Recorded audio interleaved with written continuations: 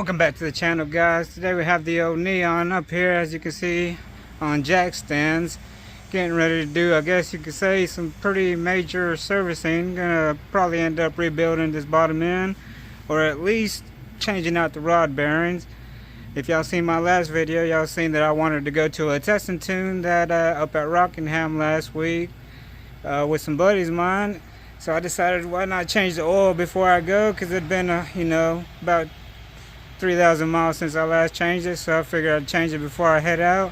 And while doing so, I found a little bit of a thin piece of silver metal in the magnetic oil drain pan, so that got me thinking maybe the rod bearings are starting to go.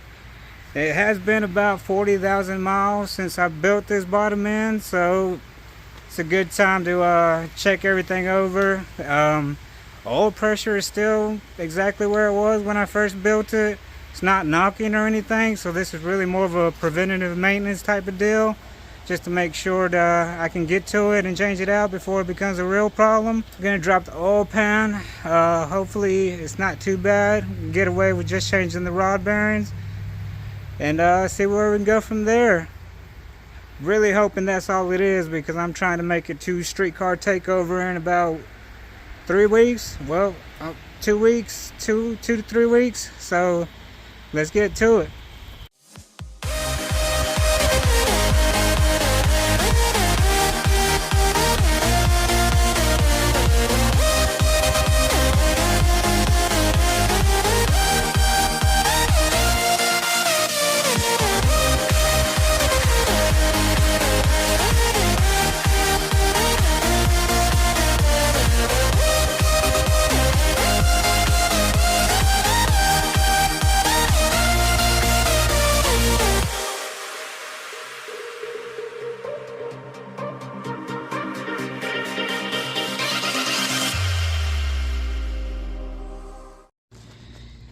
Alright, this is what the bottom of the oil pan looks like. There's no metal, but there's all this crap that is plastic.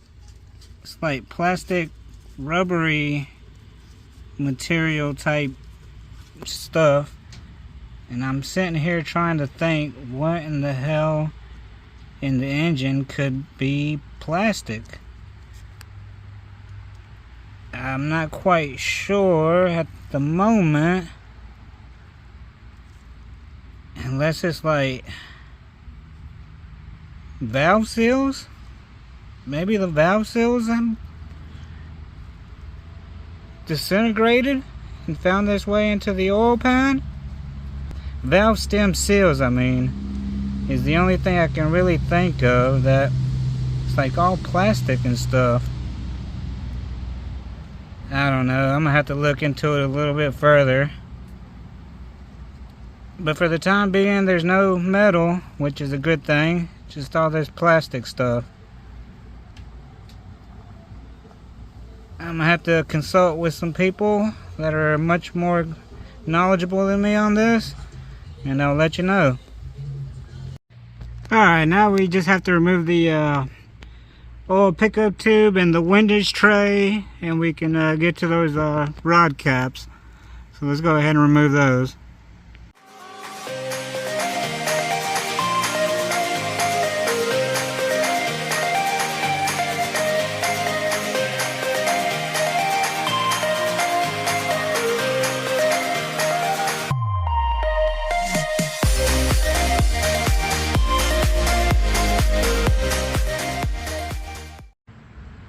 Alright, this is the rod cap off the cylinder 3. As you can see, it's got a little bit of wear and tear on it. I can't feel it with my fingernails, but it's 40,000 hard miles on it. I'm sure it would be just fine if I left them in there, but I'm gonna go ahead and change them out since I'm already this far and I got the new bearings. So I'm gonna put the new bearings in, lube them up. Don't forget to lube up your rod bolts with ARP lube, and I'm gonna stick it back in. Alright, as you can see, I got everything, the new bearings lubed up, the rod bolts lubed up, everything's ready to go back in. Just gotta put the Just got to put that bearing in the top of the rod, on the top side of the rod. Put that in, put the bolts in, and then tighten them down to 43 foot-pounds. And then I have to do this 3 more times, and we'll be done.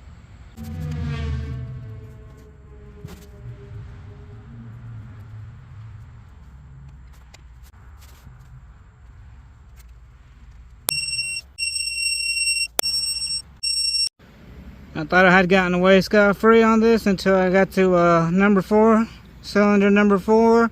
Took the bearing out. As you can see, that's the little piece that I found in the oil pan right there. Looks exactly like what I took out of the oil when I did the oil change, was about to do the oil change. The crank journal might be savable, but gonna try to polish it out and we'll see what happens. I mean, as you can see, it does have some wear and tear. I can barely feel the scratches on there, so I might just try to polish that out, put a new bearing in, and pray everything is okay. I doubt it though, but gotta give it a try.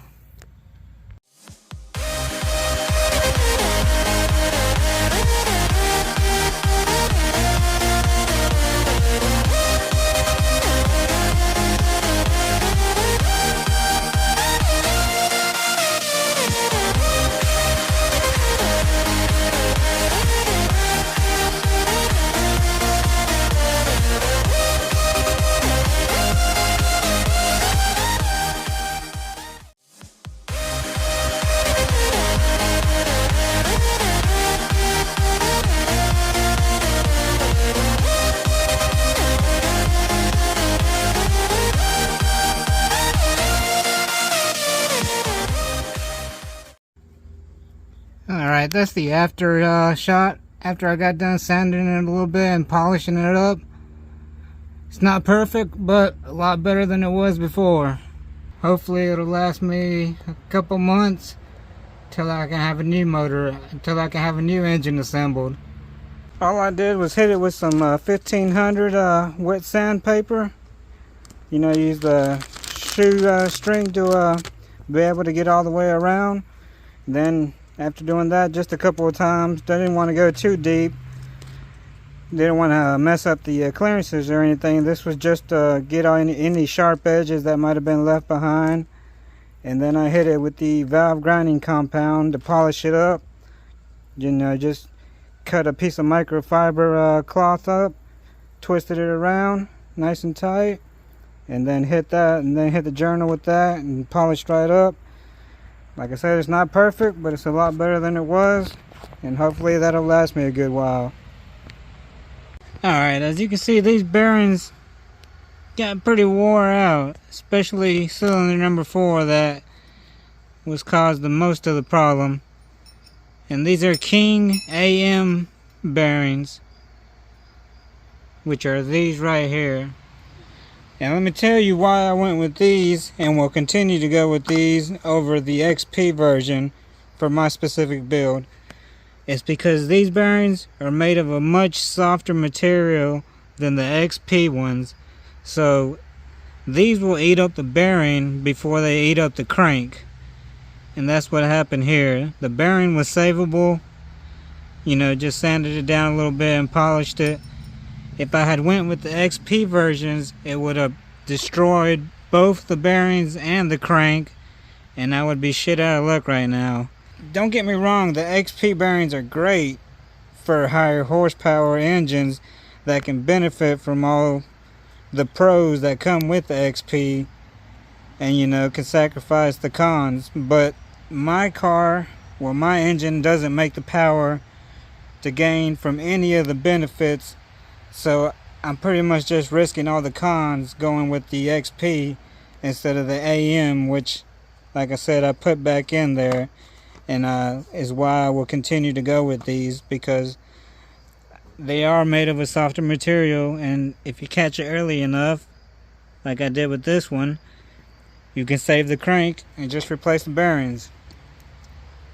But one day I'll have the money and the aspirations to build an engine where I will need these XP bearings. But today is not the day. So I'm gonna make sure to keep these around for now. But for now, the engine I have in my car is more than suitable for the goals and aspirations that I have for it, especially with such a small turbo, which is the Borg-Warner S257. It's not that I can't put a different turbo on it, but I want to push the S257 as far as possible and hopefully run a mid 9-second pass. 960 would be great at 150 plus, but we'll see how things go. If not, I'll just switch over to the new Borg-Warner S258 and give that a try before going to a much bigger turbo. Alright, as you can see, all the new bearings are in now. Everything's torqued to spec. Hopefully that one bearing, well, the crank, hopefully it lasts a little while. It wasn't done professionally, obviously. I did it myself, so I guess we'll see in a couple weeks at Streetcar Takeover if it holds up or not. But now all I have to do is clean out the oil pan. So while I do that, if y'all are enjoying the content, don't forget to like, comment, and subscribe. As you can see, I got the windage tray and oil pickup put on there already. The windage tray bolts are torqued to 30 foot-pounds. And the oil pickup, that is 200 inch-pounds or 16 foot-pounds. But don't forget to put a new O-ring on that oil dipstick. I mean, you might be able to use the old one, but why take a chance on such a cheap gasket O-ring that you can replace and just be sure that you're not going to have any issues with. Now all we have left is to put the oil pan back on, torque those to 105 inch-pounds. And then the oil filter adapter back on, that's also 105 inch-pounds. So let's get to it. Oh, and don't forget, before you put the oil pan back on, put a little bit of gasket maker right here where the block meets the oil pump on both sides, or else you're going to have a leak. Don't say you down. You gotta stand at the fire. Got to stand up. Don't say you down. You gotta stand up and fight. Oh, you got to stand up.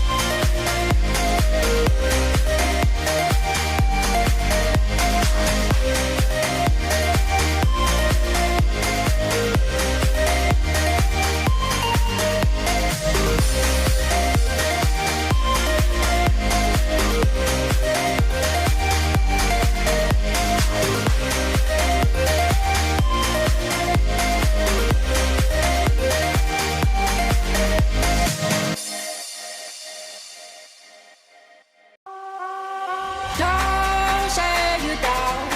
You gotta stand at the fire. Got to stand up. Don't say you down. You gotta stand up and fight. Oh, you got to stand up. Alright guys, as you can see, we got everything put back together. Oil pans back on. Got all the engine mounts, K-frame mounts, the intercooler piping back on. Went ahead and put the hood exit on there, have that ready. Also changed out the valve cover because the old one was looking a little bit crusty. This one is just one that I sanded off the letterings and painted real quick. Getting ready to turn this thing over, so I went ahead and took the spark plugs out, took the fuel pump relay out, and have the coil pack disconnected. I'm going to turn it over a couple of times like that, so it'll build oil pressure because it's been sitting for a while. And once I get it to build oil pressure, we'll give it a crank, see how she's doing. I put some cheap Walmart oil in for the meantime and a cheap ass oil filter just to get it started. I'm going to run it through one heat cycle. Hopefully it gets all the debris and leftover material out into the drain pan. And as soon as it goes through one heat cycle, I'm going to drain it all out. Put some VR1 2050 in it and a good oil filter. And hopefully we'll be good to go. Alright, here we go guys, moment of truth. Let me just prime the fuel pump real quick. I already have the oiling system primed. So let's give this a try.